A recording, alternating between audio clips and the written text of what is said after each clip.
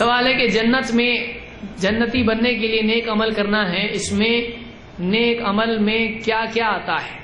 بہت کچھ آتا ہے۔ اجمالاً دو چیزیں آتی ہیں، ایک ایمان اور دوسرے نیک اعمال۔ جیسے 5 وقت کی نماز ہے، 5 وقت کی نماز آتا ہے، یا اس سے پہلے آپ دیکھیں حدیث میں کہ ما من عبد قال لا الہ الا اللہ ثم مات علی ذلک الا دخل الجنہ۔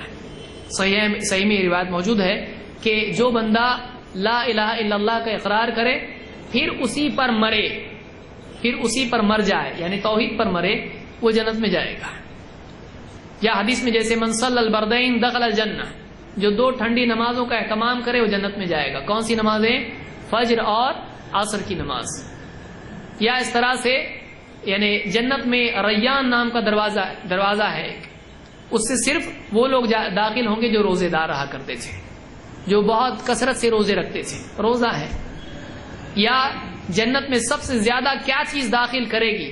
صحابی نے پوچھا اللہ کے نبی صلی اللہ علیہ وسلم سے، تو آپ نے کہا کہ 2 چیزیں، کیا؟ تقوی اور اچھا اخلاق۔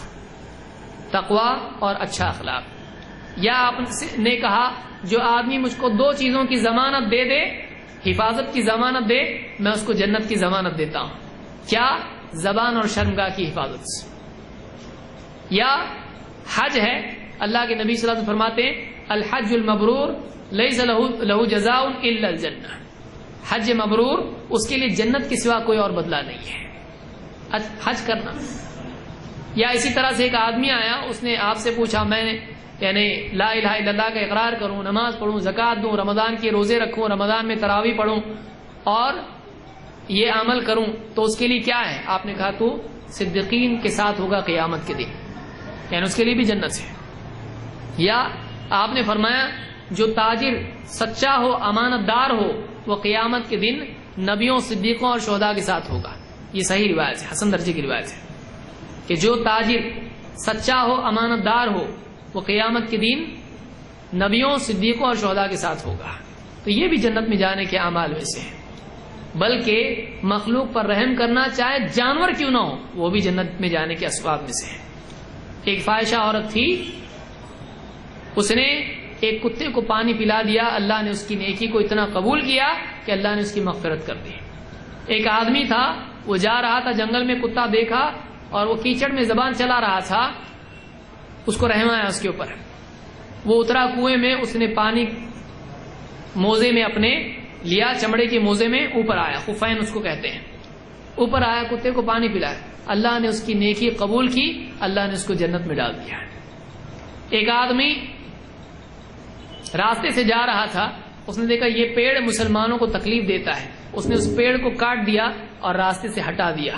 آپ نے فرمایا میں نے اس آدمی کو جنت میں ٹہلتے دیکھا، جنت میں ٹہلتے دیکھا۔ کتنی ساری نیکیاں ہیں، بہت ساری علماء نے مستقل کتابیں لکھی اس پر کہ وہ نیکیاں جو آدمی کو جنت میں داخل کرتی ہیں، جنت میں لے جانے والی نیکیاں۔ تو بہت ساری نیکیاں ہیں، جیسے مثال کے طور پر سبحان اللہ و بحمدہ سبحان اللہ العظیم، یا سبحان اللہ، الحمدللہ، لا الہ الا اللہ، اللہ اکبر۔ یہ چاروں کلمات ہیں، جب بھی ایک کلمہ کہتا ہے جنت میں ایک پیڑ لگتا ہے۔ مسجد کی تعمیر کرنا، آپ نے فرمایا اتنی چھوٹی گھونسلے کی جیسی مسجد ہو، یہ آپ نے بطور تمثیل کہا، اجر کی وجہ سے آپ نے کہا کہ گھونسلے جتنی مسجد بھی بنا دے تو اللہ تعالیٰ اس کو جنت میں اسی کے مثل گھر عطا فرمائے گا۔ اسی کے مثل کے بارے میں علماء نے نہیں کہ اتنا چھوٹا گھر دے گا، اسی کے مثل، جیسے مسجد کی فضیلت دوسرے گھروں پر ہے، اس کے گھر کی فضیلت دوسرے گھروں پر ہوگی۔ تو جو مسجد تعمیر کرے اس کے لیے اتنا بڑا اجر ہے۔ علم حاصل کرنا جنت کے اسباب میں سے ہے۔ من سلک طریقا، یعنی جو آدمی یطلب فیہ علما، کہ جو علم کی طلب میں راستہ چلے، اللہ کے نبی صلی اللہ علیہ وسلم فرماتے ہیں سہل اللہ لہ بہ طریقا الی الجنہ، اللہ اس عمل کے ذریعے سے، علم کے حاصل کرنے کی کوشش کی وجہ سے اللہ تعالیٰ جنت میں اس کا راستہ، جنت کا راستہ آسان کرتا ہے۔ تو بہرحال بہت سارے اعمال ہیں، آپ حدیث کی کتابوں میں، قرآن کریم کی آیات میں آپ اس کو دیکھ سکتے ہیں۔